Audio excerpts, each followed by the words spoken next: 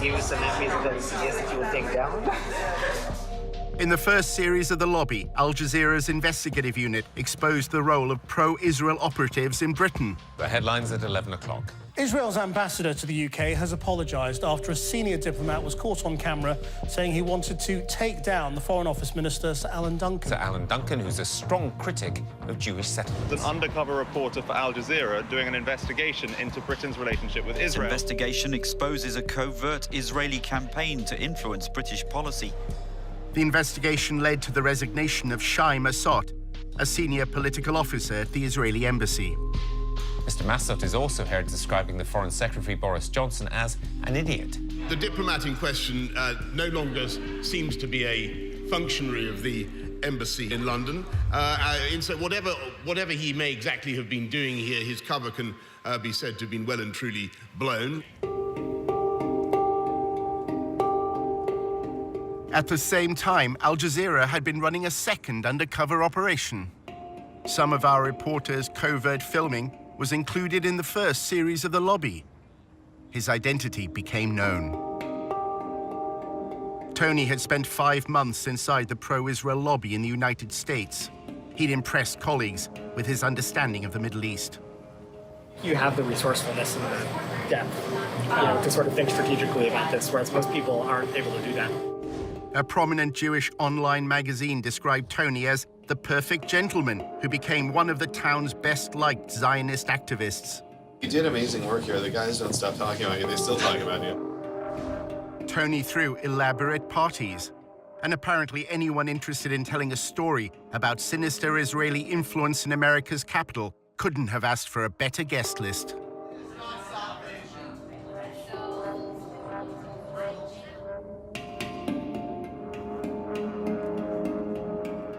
In the new edition of The Lobby, we investigate the role of pro-Israel advocacy groups in this country in the first of a 4-part series, how the lobby is being drawn into Israel's covert campaign to spy on American citizens.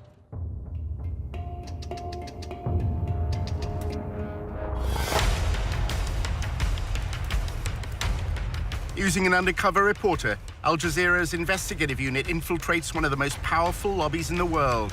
Getting $38 billion in security aid to Israel matters, which is what AIPAC is doing. We examine how the lobby, led by AIPAC, the American Israel Public Affairs Committee, has secured unwavering support in Congress. Congressmen don't do anything unless you pressure them. And the only way to do that is with money. What the lobby is all about is to make sure that Israel gets special treatment from the United States forever. But after occupying Palestinian lands for half a century, the pro-Israel lobby is facing a new challenge. We called for a full boycott of Israel, divesting from it, and eventually imposing sanctions on it to achieve UN-stipulated rights of the Palestinian people. A movement to boycott, divest, and impose sanctions on Israel, BDS, was formed on American campuses. Seems to be achieving its goals, threatens future American support for Israel.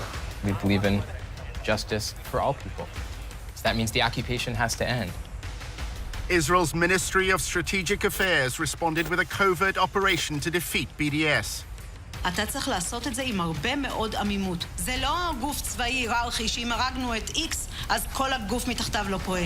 So the Israeli government leverages Jewish organizations in the diaspora. Absolutely. It's a psychological campaign involving spying and smears. You discredit the messenger as a way of discrediting the message. Just stay on message. And what is that message? BDS is a hate movement. While our reporter monitored pro-Israel groups, he was asked to go undercover for the lobby. You're going into enemy territory. It's not for everybody.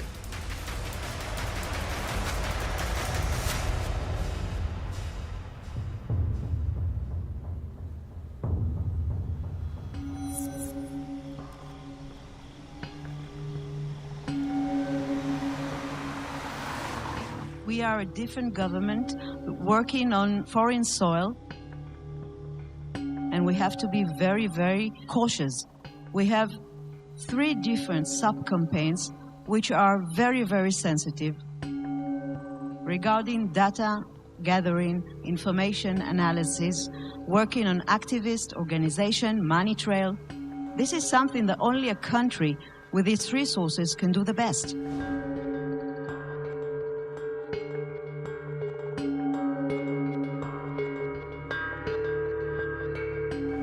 But if we want to win, we have to change our ways. We have to think differently. And this is waging a holistic campaign against the other side. Take him out of his comfort zone. Make him be on the defensive. Israel is involved in a secretive influence campaign whose aim is to discredit its challengers in the West. In the Air Force, when you want to win, you have to have aerial superiority. If you want to win a campaign, you must have information superiority. And this is exactly the added value Israel capabilities, technological and otherwise, we can bring to the game, and we are working on that very hard. In the United States, the lobby is working with Israel to spy on American citizens. We're giving them data. For example, one day, Sima's deputy sending me a photo, just a photo in WhatsApp. It's written, boycott Israel on a billboard.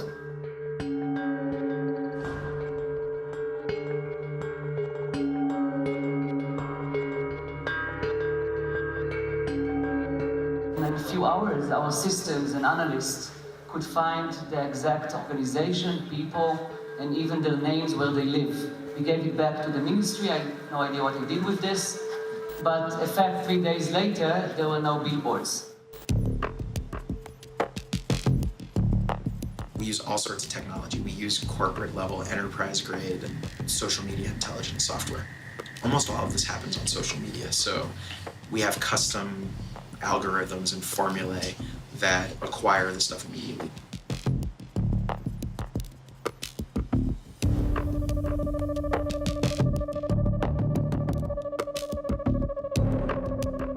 In terms of like information sharing, we did add the Ministry of Strategic Affairs to our operations and intelligence brief, which kind of goes back to how do we get information about what's going on in American college campuses. Generally within about 30 seconds or less of one of these things popping up on campus, whether it's a Facebook event, whether it's the right kind of mention on Twitter, the system picks it up, it goes into a queue and alerts our researchers, and they evaluate it, they tag it, and if it rises to a certain level, we issue early warning alerts to our partners. They operate through subterfuge, and they walk a very thin line between the legal and illegal in what they do in order to gather information and to smear their opponents and ultimately destroy them.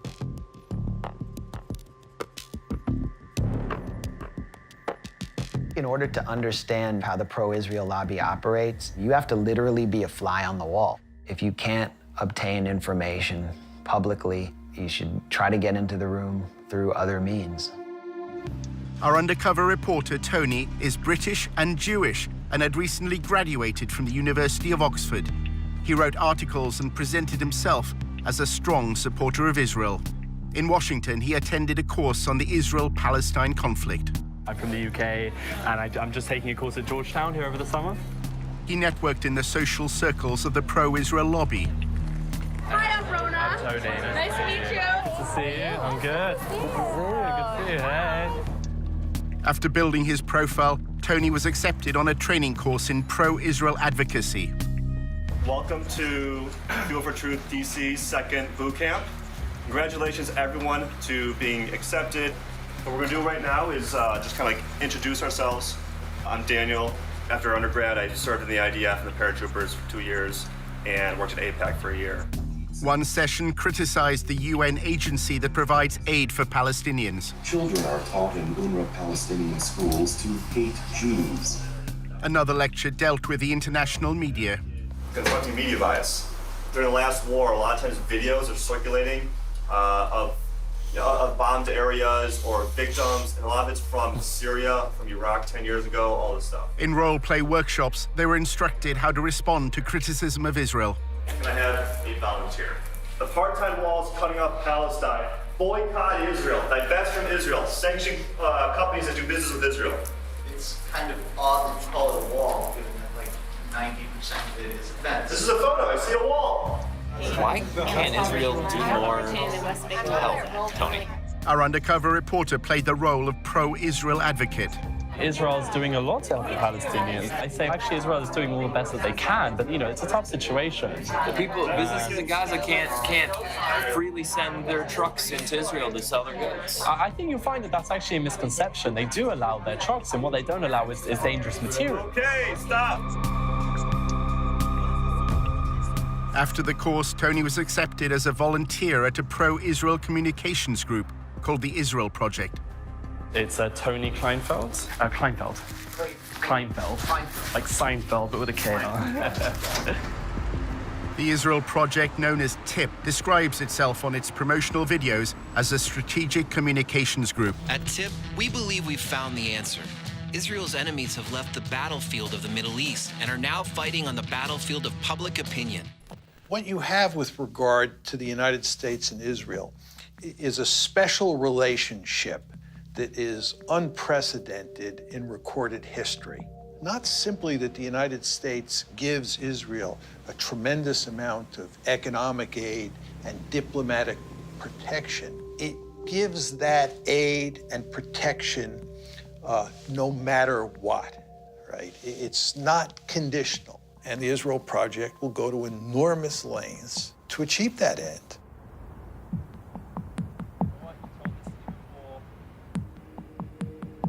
During his placement as a volunteer, Tony took notes on what he saw and heard in TIP's offices. He worked in what they called the war room, where media and communications are monitored.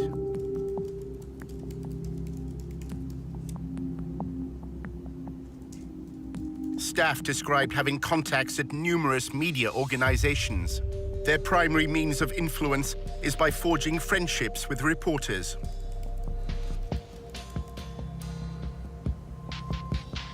One employee claimed that during talks on the nuclear deal with Iran, TIP applied pressure on the Associated Press news agency to change a headline.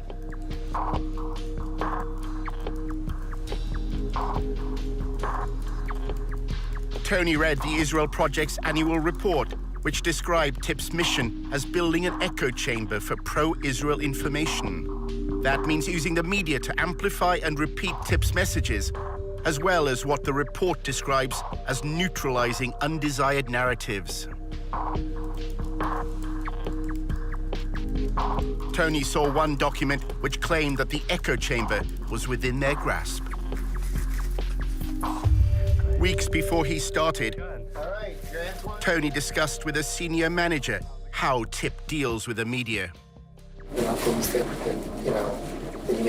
you do loudly. A lot of them are things you do behind the scenes.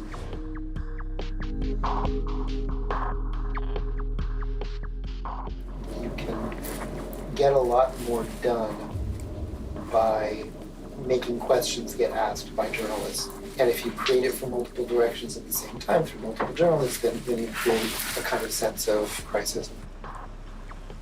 We develop relationships, a lot about to get them to trust us. The basically messaging on the following BDS means essentially kind of a hate group targeting Israel. They're anti-peace. We try not to even use the term just because it builds their brand. We just refer to boycotters. The goal is to actually make things happen now and to figure out what are the means of communication to do that. In 2005, Palestinian civil rights groups sought a peaceful means to protest against Israel's occupation. They identified goods from Israel and called for their boycott. The BDS movement was born. BDS adopted a nonviolent strategy because we think it is morally consistent and very effective against an enemy that is extremely powerful militarily. We called for boycotting Israel, divesting from it, and eventually imposing sanctions on it, as was done against apartheid South Africa, to achieve basic Palestinian rights under international law. Over the past decade, BDS has grown around the world. By campaigning for Palestinian civil rights in land controlled by Israel, BDS believes it has exposed a deficiency in the moral defense of the Jewish state.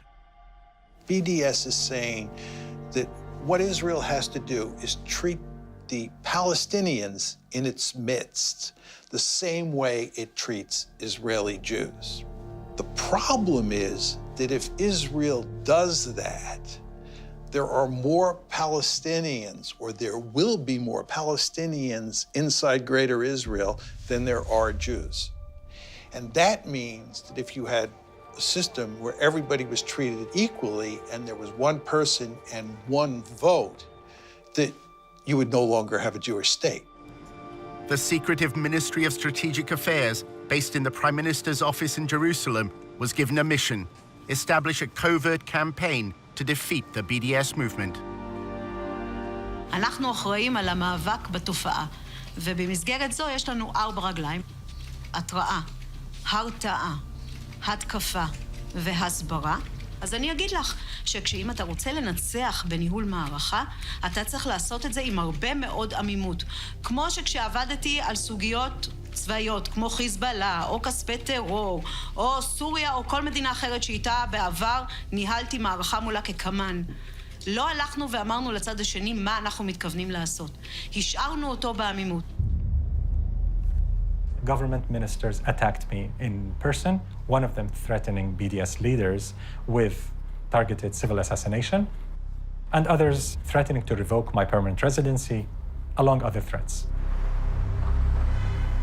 לא מעטים מבין מנהיגי ה-BDS מקיימים קשרים כספיים, קשרים ארגוניים, קשרים אחרים, עם גורמים עוינים למדינת ישראל.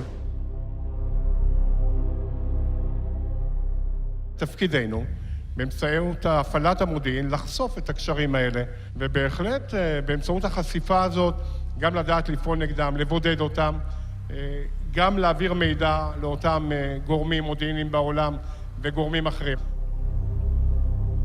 ישראל חייבת לבצע סיכול אזרחי ממוקד במנהיגות ומול פעילי ה-BDS. The campaign includes monitoring the activities of American students. אנחנו עכשיו למשל נמצאים בתהליך שלם של ליצור תמונה כוללת על הקמפוסים. אם אתה רוצה לנצח תופעה, אתה צריך לדעת להיות עליה בעליונות במידע וידע.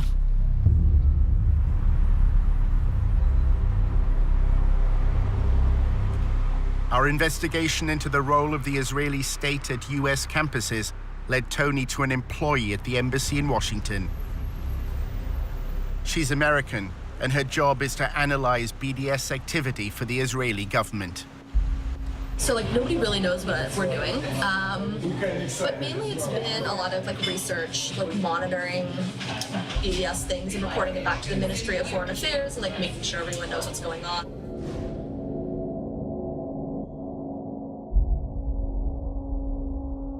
They need a lot of research done and stuff like that. When they talk about it in Knesset, usually I've contributed to what the background information is. I'm not going to campuses. It's more about connecting organizations and I guess campuses and providing resources and strategy if students need it. Is the Israeli embassy trying to leverage faculty? Yeah. We're working with several faculty advocacy groups that kind of train faculty, so we're helping them a little bit with funding, connections, bringing them to speak, having them speak to diplomats and people in the MFA that need this information. So I kind of want to be that resource to show students we appreciate what you're doing, we see what you're doing. Here's some information if you need anything at all. We can connect you, just kind of be that person there for you. Julia was president of the pro-Israel group at Davis, which is part of the University of California. Davis began as a center for agricultural studies, and its students are known as Aggies. I came to UC Davis, which had a reputation of being a really pro-Israel. Now it's the top 5 most anti-Israel schools in the U.S. Why is that? Because of everything that happened in the last few years. It was just particularly bad. And there's a huge Muslim population in Sacramento, which is right next to Davis. The growing support for the BDS movement in Davis and the lobby's response to it is part of a narrative that's unfolding across America's campuses. Students for Justice in Palestine, or SJP, brought a divestment motion before the Student Senate. I was very, very nervous. The entire room was filled. I think we had about 600 students and people from the community coming in to witness this vote. I am here today because, quite frankly, I am ashamed. I am ashamed of my university for supporting apartheid genocide of my people in Palestine. I ended the speech with something along the lines of being on the right side of history and for the university to end its unethical ties with these corporations who were doing brutal things to Palestinians. We knew they were gonna win because our entire student senate was all pro-BDS, and like they ran for that purpose and won for that purpose, and we've been pushed out of student government for months. Good evening. My name is Julia Rivkin, and I'm the president of Aggies for Israel. Students streamed the hearing online. The pro-Israel group also filmed it with another purpose in mind. Their videos would play a key part in the story that was to unfold in the days ahead. I was waiting to see what she would say. I was waiting for a blow to come my way, and that blow sure came. We have been ignored and disrespected year after year, but we have never been silenced. We are a beacon of peace and inclusion on a campus plagued by anti-Semitism.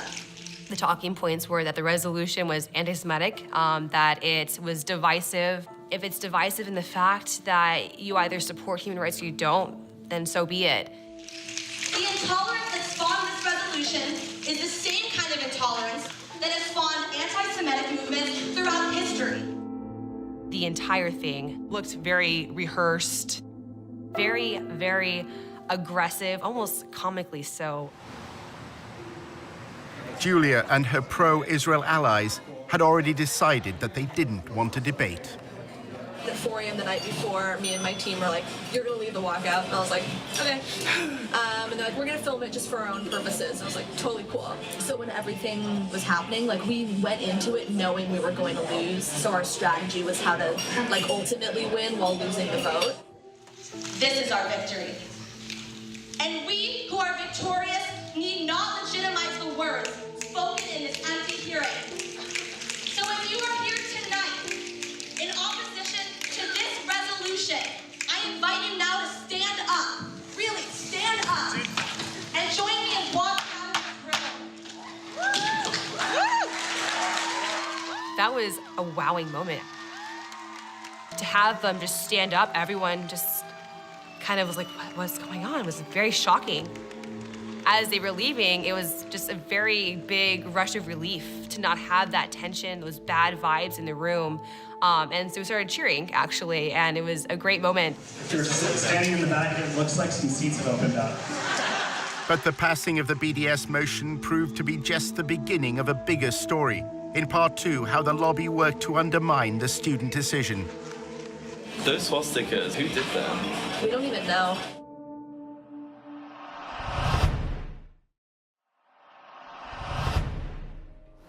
Hi. Hello. Nice to meet you. Nice to meet you too. Our undercover reporter was meeting an employee of the Israeli embassy in Washington. She had led a pro-Israel group while at university in California. So if you are here tonight in opposition to this resolution, Students at Davis were about to vote in favor of a divestment motion.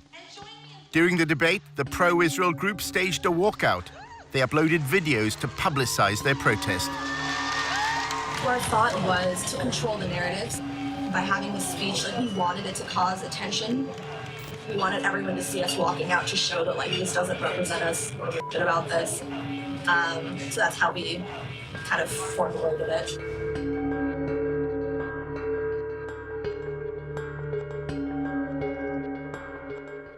That day, all of us released like 50 op-eds in major news sources so that when people made a hashtag and like a whole thing trending, so when people opened their Facebooks, it wouldn't be them celebrating their victory, it'd be us sharing our stories. Once it blew up, then random people, like the Huffington Post contacted me and was like, "Do you have anything to say?" And I was like, conveniently, I wrote an op-ed 2 weeks ago just in case.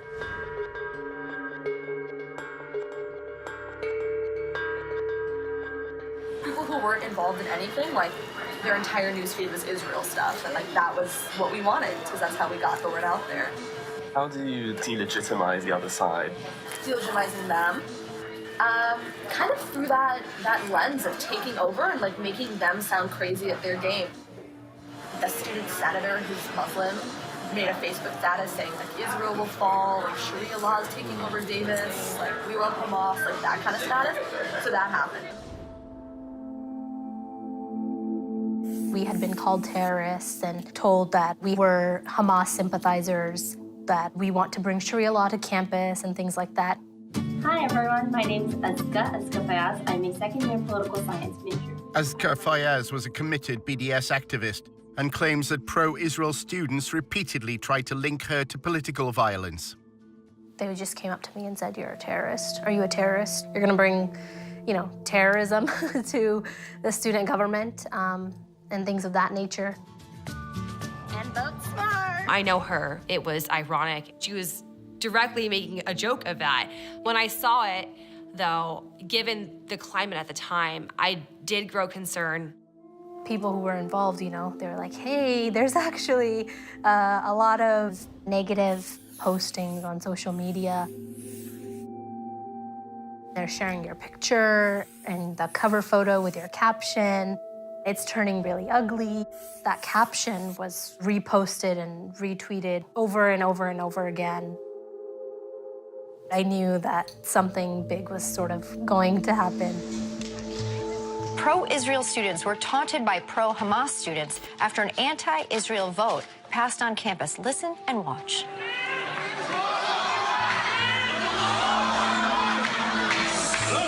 And right after the vote passed, a student senator posted this on Facebook. Hamas and Sharia law have taken over UC Davis, BRB crying over the resilience. I don't have the capacity to bring Sharia law to the University of California, Davis. I don't think any of us really do have the capacity. They wanted to try to make me look as evil and violent as possible. How can we use their words out of context in such a way that their victory doesn't seem so victorious anymore? Conveniently, like the divestment video just happened to do that. Like when we all started shouting Allahu Akbar as we were leaving, like that was really nice for us in a way because we caught them just, doing what they're doing. And then it went viral on YouTube. Anger and tension running high at the University of California Davis campus. What you just saw played out late last week as the Student Government Association voted on a resolution to boycott the Jewish state of Israel. They kept showing it over and over again. And then they just said that the Muslim students forced the pro-Israel students to leave the room. Reports say when the Israel supporters tried to object to this vote, the pro-Palestinian students you just saw tried to shout them down with cries of Allahu Akbar. I invite you now to stand up. Really, stand up. And join me in walking out of the room. Of course, we know that they left willingly, and they stated that they were going to walk out of the room. It's incredible to hear Allahu Akbar shouted in the middle of this university. And obviously. what does that represent, Megan? The subjugation of women, the torture of homosexuals, the torture of Christians, the crucifixion of Christians. That's what it has come to represent, and that's what they're shouting. The pro-BDS activists at UC Davis then faced another crisis. 2 days after a resolution passed, unfortunately, someone defamed the Jewish frat house and had painted swastikas all over it. Outrageous, just not acceptable behavior at all.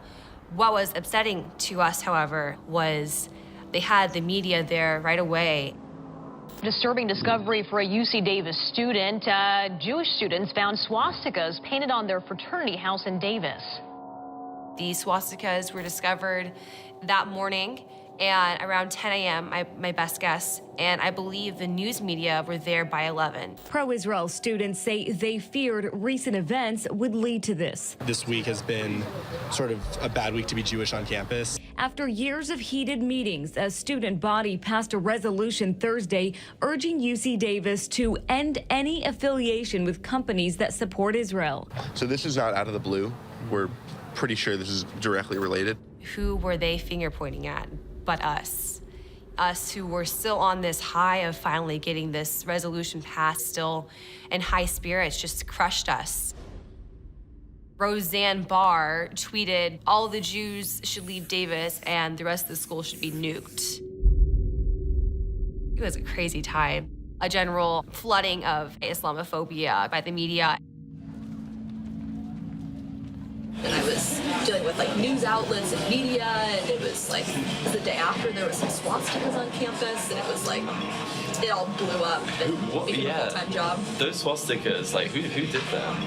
We don't even know. I think it's just some like random like white supremacist type people who just came, did it, and left. We don't think it was students. That's pretty surprising because it was very clear from their behavior towards us and their attitudes towards us that we had done some heinous crime to them and that we deserved to pay for it.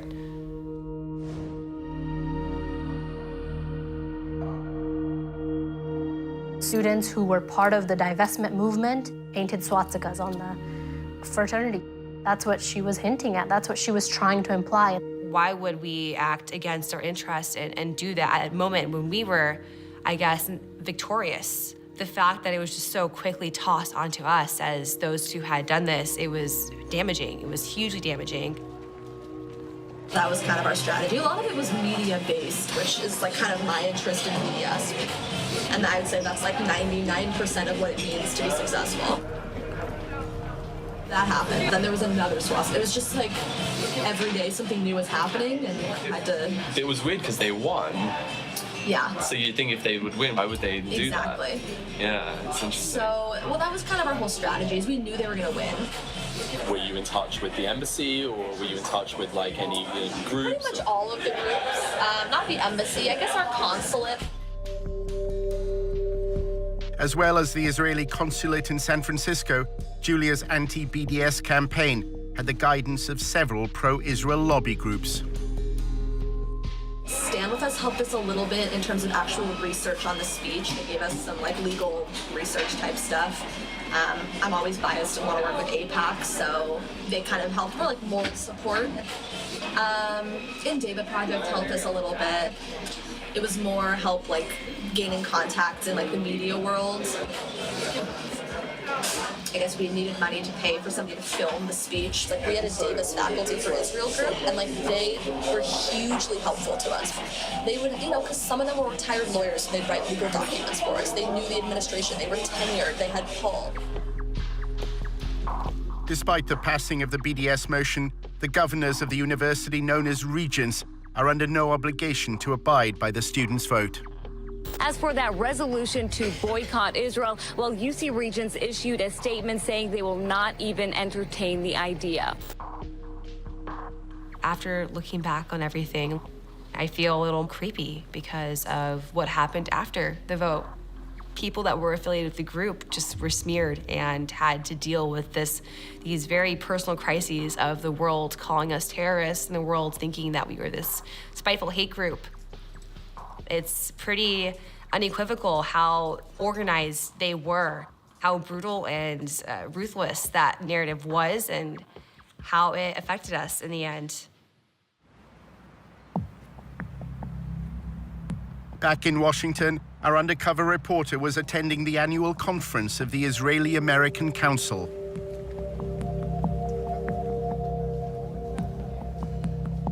The IAC's role is to connect American Jews to Israel. This year, combating BDS was top of the agenda.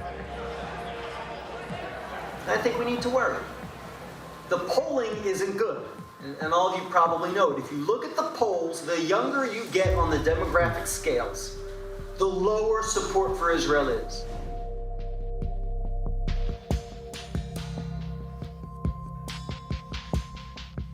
It seems to be achieving its goals, and I think it threatens future American support for Israel.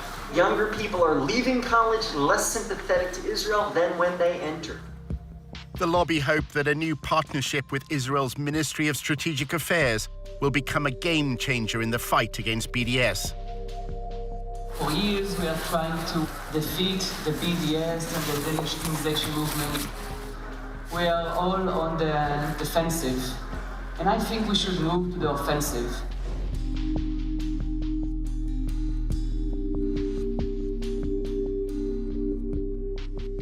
Using especially cyber and internet tools to try and defeat this ugly movement. I'm really honored to present my partners here, Brigadier General Sima Vakengil, the Director General of the Ministry of Strategic Affairs. Sima, please.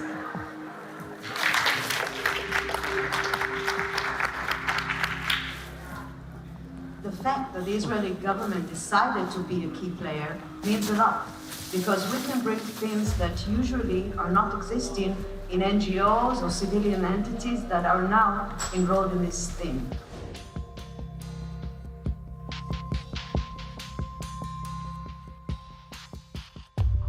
The Israeli government can look at the bigger picture and actually create this coordination and cooperation. We are the only player inside the pro-Israeli network who can actually say that he's filling the gaps.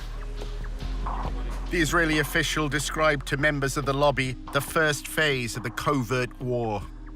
Ambiguity is part of our guidelines. That's why I'm not going to say anything too much about each one of the legs. The first one is intel, intelligence, or data, or information. What we've done is mapped and analyzed the whole phenomena globally, not just the United States, not just campuses, but campuses and intersectionality and labor unions and churches. We started to establish a project called Israel Cyber Shield. This project is actually a civil intelligence unit that collects, analyzes, and acts upon the activists in the BDS movement, if it's people, organizations, or events. And we give everything we collect. We are using the most sophisticated data system, intelligence system in the Israeli market. Let's take the defense activity that we're doing and make it into proactivity and offensivity. Israel has used cyber sabotage. We suffered from intense denial of service attacks, hacking attacks on our websites. Israel decided to go on cyber warfare against BDS publicly. They said, we shall spy on BDS individuals and networks, especially in the West. We have not heard a peep from any Western government complaining that Israel is admitting that it will spy on your citizens. Imagine Iran saying it will spy on British or American citizens. Just imagine what could happen. The Ministry of Strategic Affairs brings together this group called the Global Coalition for Israel. And it's like leading pro-Israel advocacy groups around the world.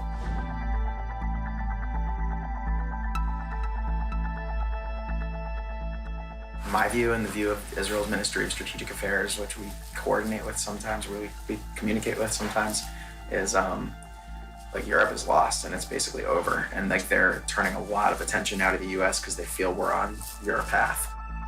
Can I join these? I'd love to. I don't know if you'd let me. But it's like a pretty sensitive conversation, but it's going well. If China was doing this, if Iran was doing it, if Russia was doing it, there would be uproar. You would have Congress going after them, you would have hearings, you would have prosecutions.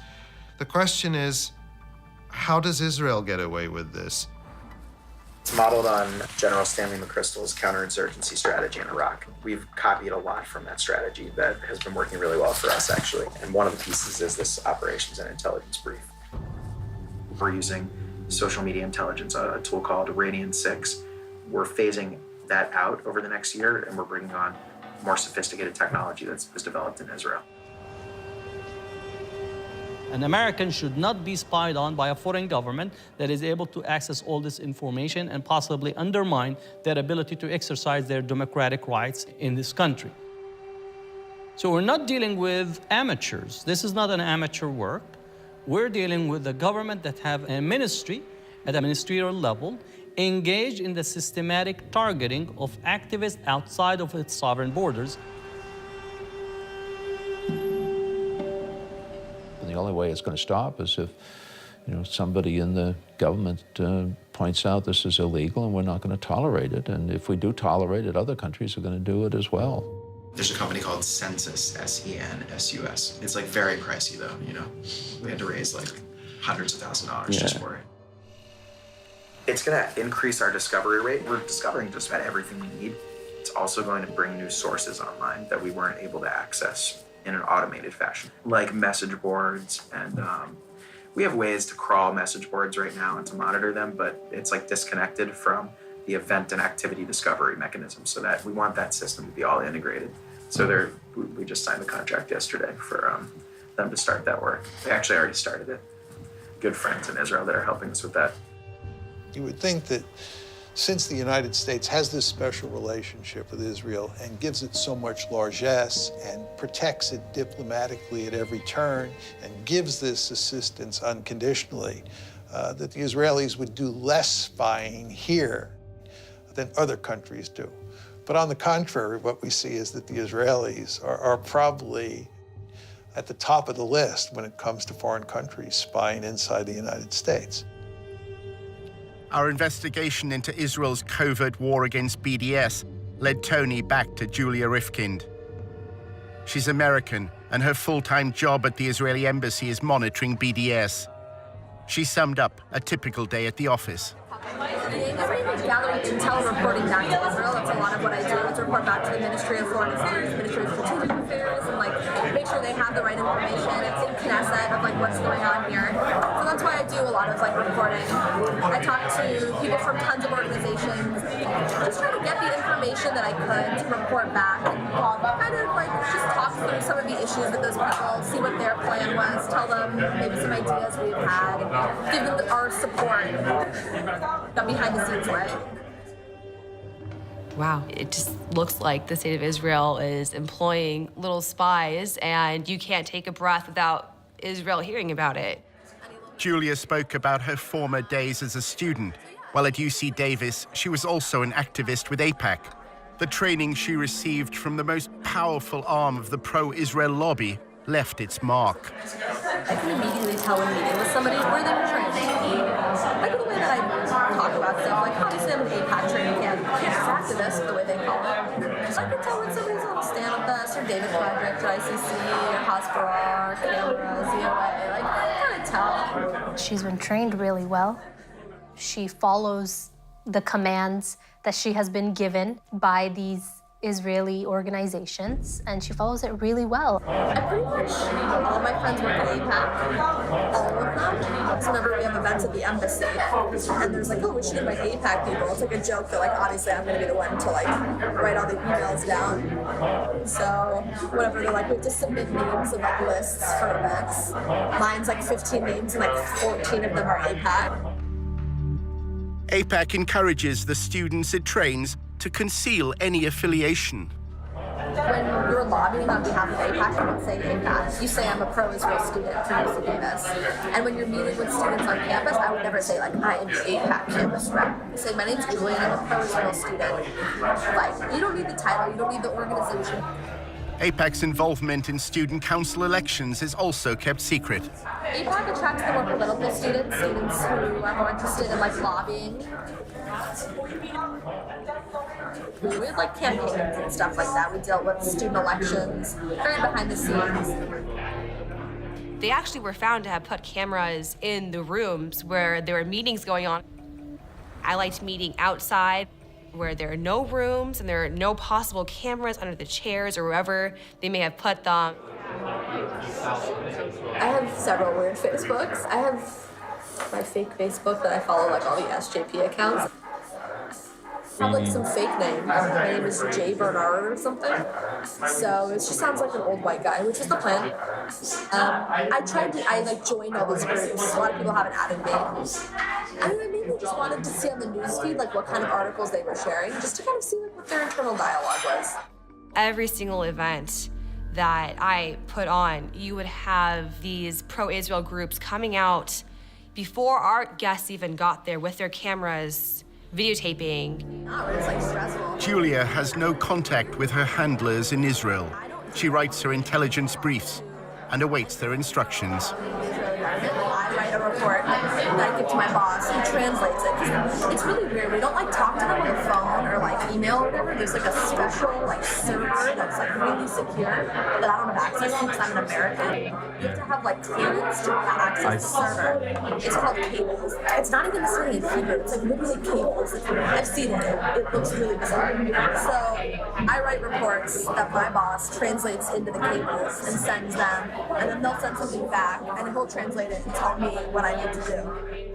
If she believes it's spying on activists to suppress a free speech movement, then, you know, peace be to her. And I hope she feels good sleeping at night being on that side of things. We're a group of student activists advocating for Palestinian human rights. And to think that we're so upsetting and threatening to a state is pretty awe-striking to me. Creepy, but also, I guess, makes me more proud of the work I did. It's nice kind of seeing what they're talking about. What do they say? They don't talk about like our side at all, which is disappointing. So it'd be like nice to do the drama, but it's mainly them sharing their like videos, their like AJ Plus videos on Al Jazeera. What do you think about Al Jazeera? It sucks because they have a lot of interesting like liberal videos, which I'm like, wow, like that's amazing to hear about that human rights issue, and hear about that like sexism situation or whatever, and they'll show like why Israel is an apartheid state, and you're like, ooh, like not anymore. So that's what's annoying is that it gets tied to all those causes. It's hard to be liberal.